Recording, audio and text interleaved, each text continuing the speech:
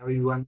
Today I will talk about the big type of the material used in automotive engineering. There are two main uh, types, uh, the metal and non-metal. Metal include ferro like steel and cast iron, which are strong and non-ferrous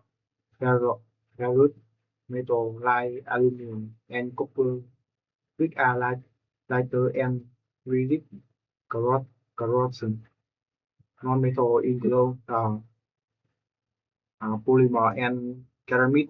Polymer are plastic such as thermoplastic and thermoset, and they are light, lightweight and flexible.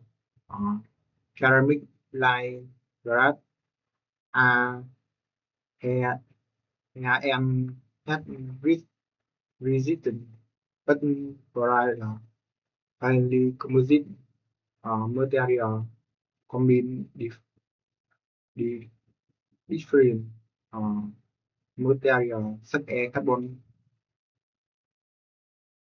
carbon fiber to create a strong and lightweight part and for listening.